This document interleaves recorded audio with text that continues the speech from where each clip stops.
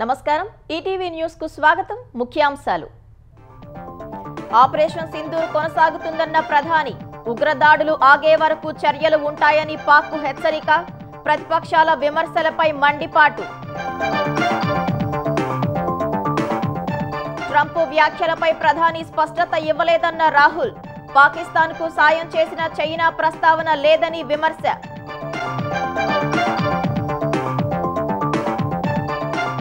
ఏపీలో పెట్టుబడులు పెట్టాలన్న చంద్రబాబు సింగపూర్ పారిశ్రామిక దిగ్గజాలకు పిలుపు మధ్యాహ్నం తర్వాత అమరావతికి తిరుగు పయనం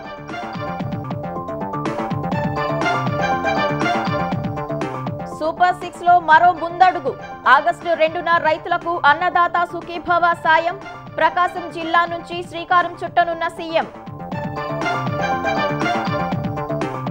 కాలుష్య రహిత హైదరాబాదే లక్ష్యమన్న సీఎం రేవంత్ 25 ఏళ్లకు సరిపడే ప్రణాళికలకు ఆదేశం తాగునీరు మురుగునీటి వ్యవస్థల ప్రక్షాళనకు సూచన గోదావరి బనకచెర్ల ప్రాజెక్టును అడ్డుకోవాలన్న కేసీఆర్ రైతులకు మద్దతుగా పోరాటాలు పార్టీ శ్రేణులకు గులాబీ దళపతి పిలుపు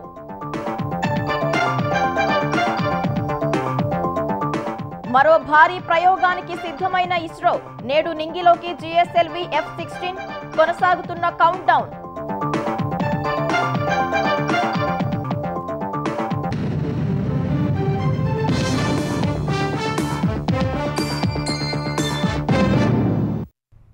ఆపరేషన్ సింధూర్ ఆపాలని భారత్ను ఏ దేశం కోరలేదని ప్రధాని నరేంద్ర మోదీ తెలిపారు కాంగ్రెస్ సహా ప్రతిపక్షాలు పాకిస్తాన్ ప్రచారానికి అధికార ప్రతినిధులుగా మారారని మండిపడ్డారు సైన్యం విజయవంతంగా చేపట్టిన సైనిక చర్య తర్వాత ఉగ్రవాదులు వారి సూత్రధారులతో కలిసి ప్రతిపక్ష పార్టీ కన్నీరు కారుస్తోందని ప్రధాని ఆరోపించారు పాకిస్తాన్ కొన్నేళ్ల వరకు గుర్తుంచుకునేలా సైన్యం గట్టి జవాబిచ్చిందన్నారు ఆపరేషన్ సింధూర్పై లోక్సభలో జరిగిన చర్చ సందర్భంగా ఉగ్రవాదంపై భారత విధానాన్ని ప్రధాని మోదీ స్పష్టం చేశారు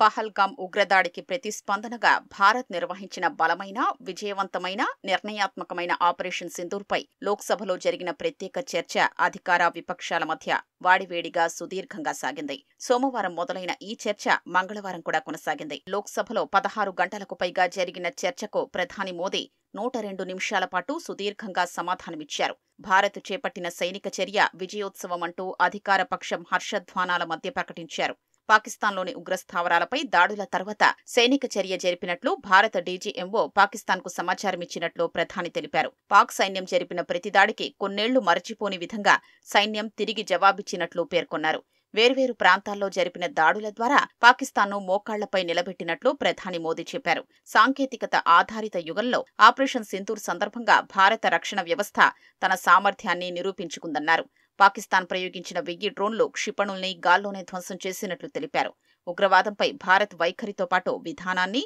ప్రధాని మోదీ స్పష్టం చేశారు आतंक की घटनाएं पहले भी देश में होती थी लेकिन पहले आतंकवादियों के मास्टरमाइंड निश्चिंत होते थे और वो आगे की तैयारी में लगे रहते थे उनको पता था कुछ नहीं होगा लेकिन अब स्थिति बदल गई है अब हमले के बाद मास्टरमाइंड को नींद नहीं आती उनको पता है कि भारत आएगा और मार के जाएगा ये न्यू नॉर्मल भारत ने सेट कर दी दुनिया ने देख लिया कि हमारी कार्यवाही का दायरा कितना बड़ा स्केल कितना बड़ा सिंदूर से लेकर के सिंधु तक पाकिस्तान पर कार्रवाई की है ऑपरेशन सिंदूर से स्पष्ट होता है कि भारत ने 3 सूत्र तय किए हैं अगर भारत पर आतंकी हमला हुआ तो हम अपने तरीके से अपनी शर्तों पर अपने समय पर जवाब दे करके रहेंगे दूसरा कोई भी न्यूक्लियर ब्लैकमेल अब नहीं चलेगा और तीसरा हम आतंक की सरपरस्त सरकार और आतंक के आकाओं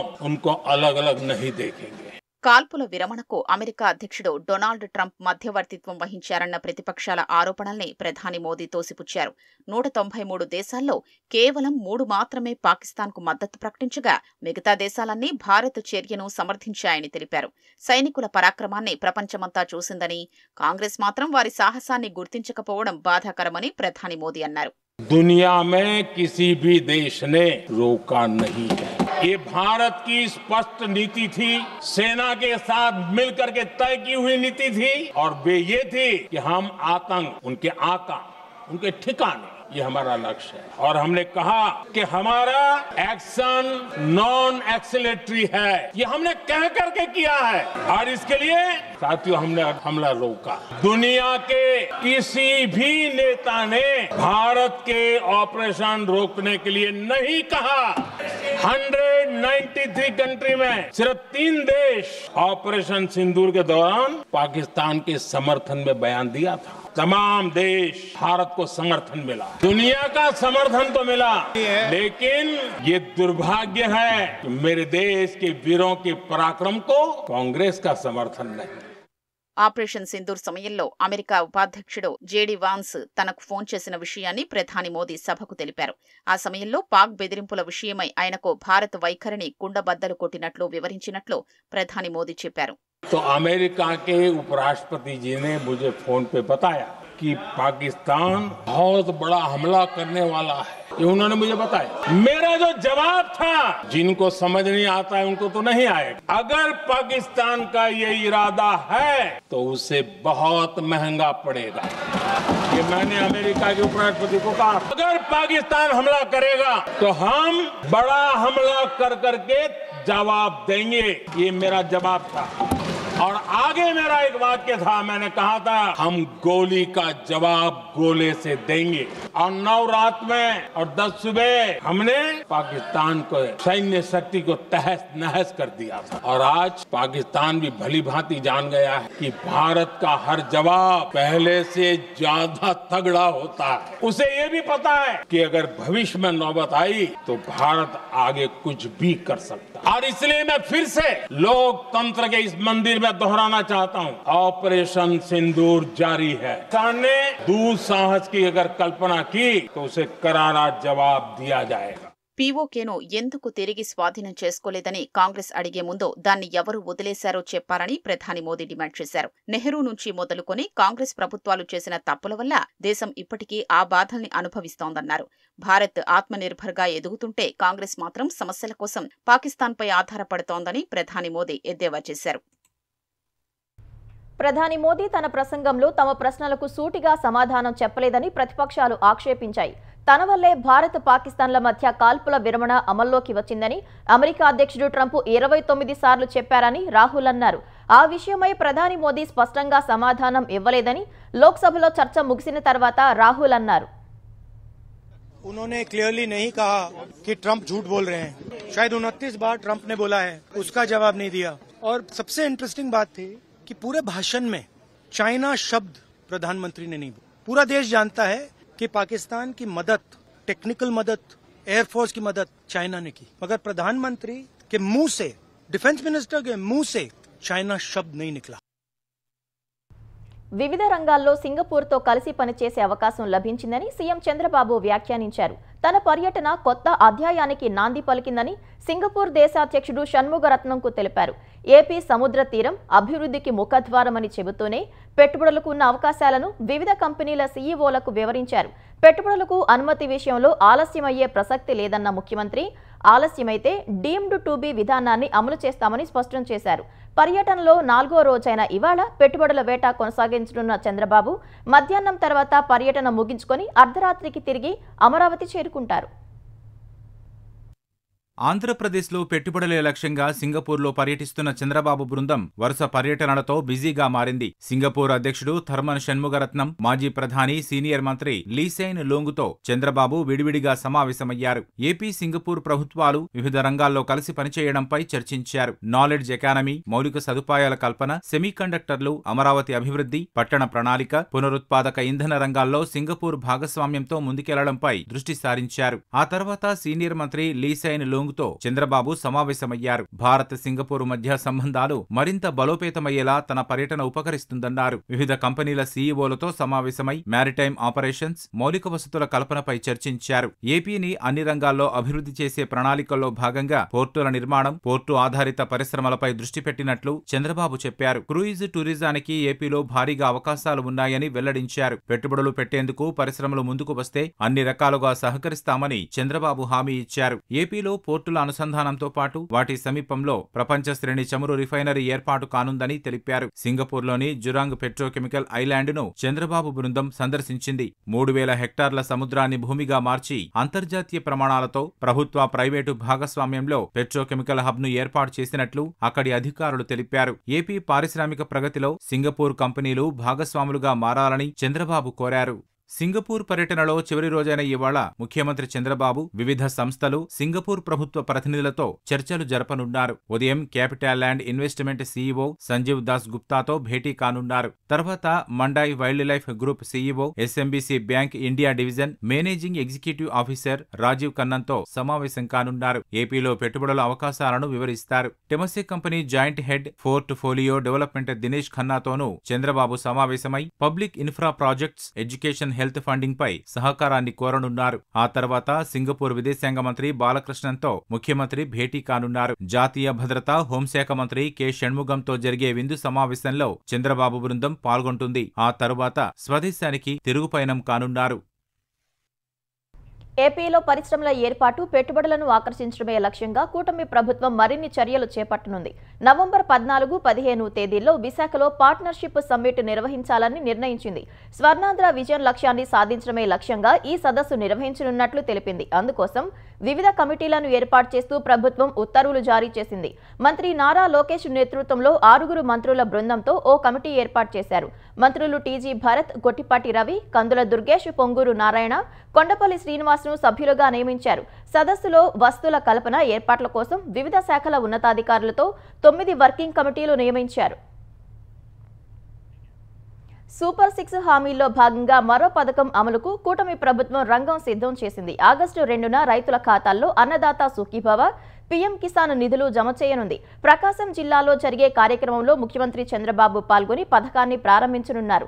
అన్నదాత సుఖీభవ కింద రైతులకు ఏటా 3 విడతల్లో 20,000 రూపాయలు ఇస్తామని కూటమి ప్రభుత్వం ప్రకటించింది. ఇందులో భాగంగా తొలి విడతగా రాష్ట్ర ప్రభుత్వం 2,325 కోట్లు విడుదల చేయనుంది. కేంద్రం కూడా పీఎం కిసాన్ కింద 831 కోట్ల 60 లక్షలు అందించనుంది. మొత్తంగా తొలి విడతలో 3,156 కోట్ల 60 లక్షల రూపాయలు రైతుల ఖాతాల్లో జమ అవుతుంది. ఈ పథకం ద్వారా రాష్ట్ర వ్యాప్తంగా 46,50,000 రైతు కుటుంబాలకు ప్రయోజనం చేకూరనుంది. ఒక్కో రైతు ఖాతాలో 7,000 రూపాయల చొప్పున జమ కానుంది. అన్నదాత సుఖీభవ, పీఎం కిసాన్ నిధుల్ని రైతుల ఖాతాల్లో జమ చేసేందుకు ప్రభుత్వం ఏర్పాట్లు చేస్తోందని ప్రభుత్వ ప్రధాన కార్యదర్శి విజయానంద్ తెలిపారు. సచివాలయంలో మంగళవారం ఆయన వ్యవసాయ అధికారులతో సమీక్షించారు. ఎన్ఐసిపి, ఈ కేవైసీ మ్యాపింగ్ ప్రక్రియను వెంటనే పూర్తి చేయాలని ఆదేశించారు. అన్నదాత సుఖీభవ వెబ్సైట్, మనమిత్ర యాప్ ద్వారా పథకానికి అర్హులో కాదో తెలుసుకోవచ్చని సూచించారు. గురువారం నిర్వహించే జిల్లా కలెక్టర్ల వీడియో సమావేశంలో దీనిపై చర్చిస్తామని చెప్పారు. హైదరాబాద్ను కాలుష్య రహిత నగరంగా మార్చడమే లక్ష్యంగా రానున్న 25 ఏళ్ల అవసరాలను దృష్టిలో పెట్టుకుని ప్రణాళికలు రూపొందించాలని సీఎం రేవంత్ రెడ్డి ఆదేశించారు. నగరంలో అండర్ గ్రౌండ్ డ్రైనేజ్, కేబుల్ వ్యవస్థపై దృష్టి పెట్టాలన్నారు. ఓఆర్ఆర్ వరకు వారసత్వ కట్టడాలను పరిరక్షించి పర్యాటక ప్రాంతాలుగా తీర్చిదిద్దాలని సూచించారు. పాత బస్తీ మెట్రో పనులు వేగవంతం చేయాలని చెప్పారు. హైదరాబాద్కు ఐకానిక్ గా మూసీ అభివృద్ధి చేయాలన్నారు. హిమాయత్ నగర్ నుంచి గాంధీ సరోవర్ వరకు మూసీ రివర్ ఫ్రంట్ పనులు వేగవంతం చేయాలని సీఎం రేవంత్ రెడ్డి ఆదేశించారు. హైదరాబాద్ నగరాన్ని పర్యావరణ హితంగా మార్చాలని ముఖ్యమంత్రి రేవంత్ రెడ్డి ఆదేశించారు. విపరీతమైన కాలుష్యంతో ఢిల్లీ, ముంబై, చెన్నై వంటి నగరాల్లో ప్రజలు తీవ్ర ఇబ్బందులు ఎదుర్కొంటున్నారని, అలాంటి పరిస్థితి హైదరాబాద్లో రావద్దన్నారు. కోర్ సిటీలోని కాలుష్యకారక పరిశ్రమల్ని ఔటర్ బయటకు తరలించాలని సీఎం ఆదేశించారు. హైదరాబాద్ను కాలుష్యరహితంగా మార్చేందుకు రాబోయే 25 ఏళ్ల అవసరాన్ని దృష్టిలో పెట్టుకుని ప్రణాళికలు రూపొందించాలని సూచించారు. ఢిల్లీ, ముంబై, చెన్నై వంటి నగరాల్లో సమస్యల్ని అధ్యయనం చేయాలని అధికారుల్ని కోరారు. హైదరాబాద్ మహానగర అభివృద్ధిపై కమాండ్ కంట్రోల్ కార్యాలయంలో పురపాలక, పట్టణాభివృద్ధి శాఖ అధికారులతో సీఎం సమీక్ష నిర్వహించారు. హైదరాబాద్లో అండర్ గ్రౌండ్ డ్రైనేజీ, కేబుల్ వ్యవస్థలపై దృష్టి సారించాలని అధికారులకు సూచించారు. సమగ్ర డిపిఆర్లు తయారు చేయాలని తెలిపారు. సింగిల్ యూజ్ ప్లాస్టిక్ ను నిషేధించాలని, నిర్మాణ రంగ వ్యర్థాల్ని నగరంలో ఎక్కడబడితే అక్కడ డంప్ చేయకుండా చూడాలని సీఎం ఆదేశించారు. ఉద్దేశపూర్వకంగా అలా చేసే వారిపై చర్యలు తీసుకోవాలన్నారు. హైదరాబాద్ నగరంలో మంచినీరు, మురుగునీటి వ్యవస్థను పూర్తిగా సంస్కరించాలన్నారు. బోర్డు తమకున్న వనరుల్ని ఏ విధంగా సద్వినియోగం చేసుకోవాలనే అంశంపై ప్రత్యేక ప్రణాళిక రూపొందించాలని సీఎం సూచించారు. సూచించారు. ఓఆర్ఆర్ పరిధిలోని వారసత్వ కట్టడాల్ని పరిరక్షించి వాటిని పర్యాటక ప్రదేశాలుగా తీర్చిదిద్దేందుకు Quli Qutub Shahi urban development authority మార్గదర్శకాల్ని మరింత బలోపేతం చేయాలని ఆదేశించారు. పాత బస్తీలో మెట్రో పనుల వేగం పెరగాలని అధికారులకు సూచించారు. మెట్రో ఇతర ఫేజ్ల అనుమతుల విషయాల్లో జాప్యాన్ని సహించేది లేదని హెచ్చరించిన సీఎం రేవంత్ రెడ్డి కేంద్ర పట్టణాభివృద్ధి శాఖను సమన్వయం చేసుకుంటూ త్వరగా పనులు పట్టాలెక్కేలా చూడాలని అధికారులకు సూచించారు. పారడైజ్ జంక్షన్ నుంచి శామీర్పేట ఓఆర్ఆర్ వరకు ఎలివేటెడ్ కారిడార్ పనులు వేగవంతం చేయాలన్నారు. హిమాయత్ సాగర్ నుంచి గాంధీ సరోవర్ వరకు మూసీ రివర్ ఫ్రంట్ పనులు వేగవంతం చేయాలని అధికారుల్ని ఆదేశించారు. మూసీ రివర్ ఫ్రంట్ కు ప్రతీకగా కొత్వాల్గూడ జంక్షన్లో India gate, gateway of India, Charminar మాదిరిగా ఓ ల్యాండ్ మార్కు నిర్మించాలని సీఎం రేవంత్ రెడ్డి సూచించారు. మూసీపై బ్రిడ్జి కమ్ బ్యారేజీలకు ప్రణాళిక రూపొందించారన్నారు. జూ పార్క్, మీరాలం ట్యాంకు సమీపంలో పర్యాటకులు బస చేసేందుకు వీలుగా అన్ని వసతులతో హోటల్ నిర్మించారన్నారు.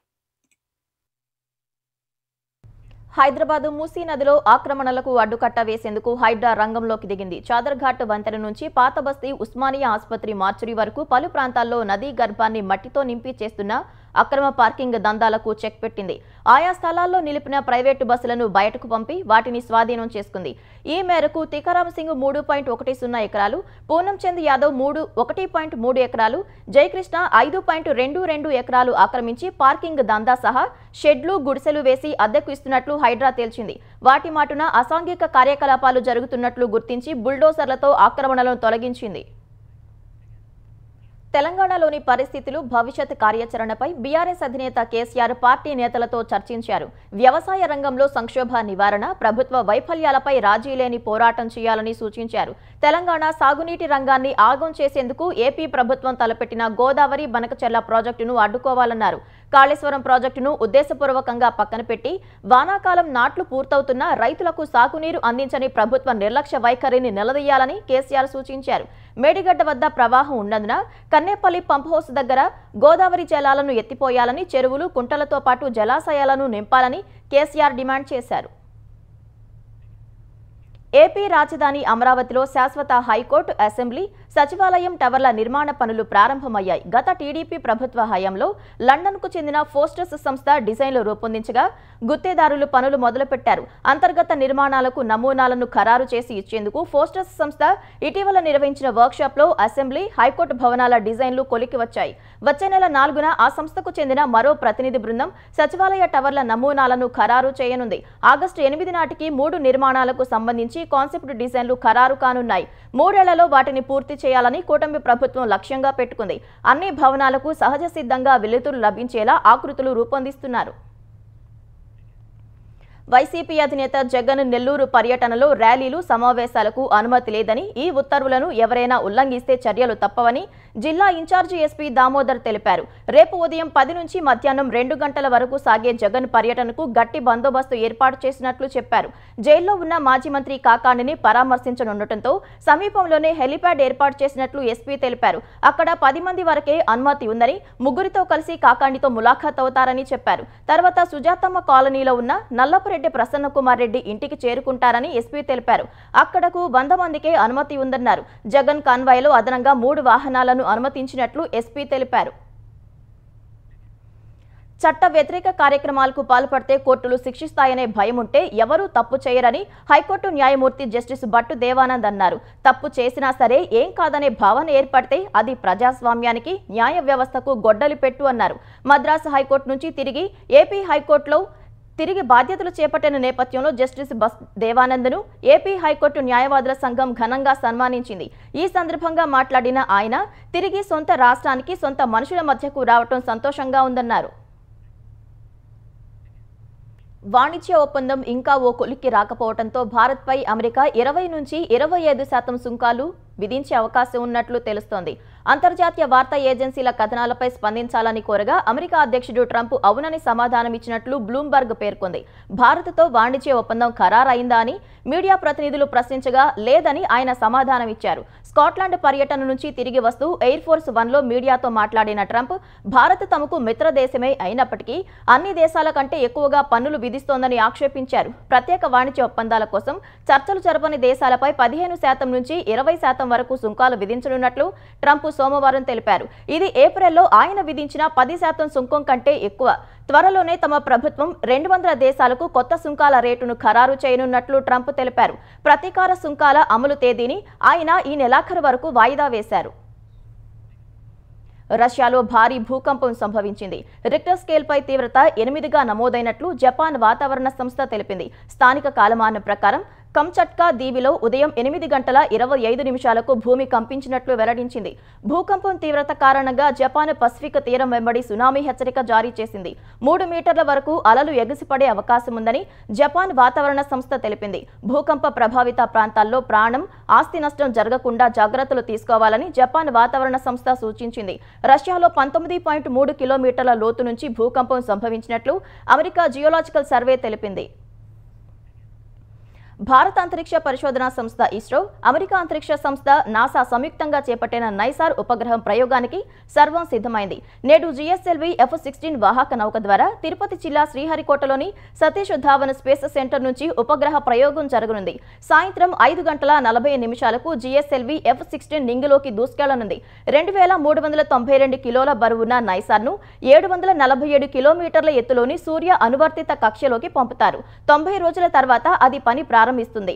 రాత్రి పగలు తేడా లేకుండా అన్ని రకాల వాతావరణ పరిస్థితిలో పొడమని తన జంట రాడార్లతో నైసార్ స్కాన్ చేస్తుంది. తొలిసారి స్వీప్సార్ పరిజ్ఞానాన్ని ఉపయోగించారు. దాదాపు 11,200 కోట్లతో ఇస్రో, నాసా ఈ ప్రయోగాన్ని చేపట్టాయి.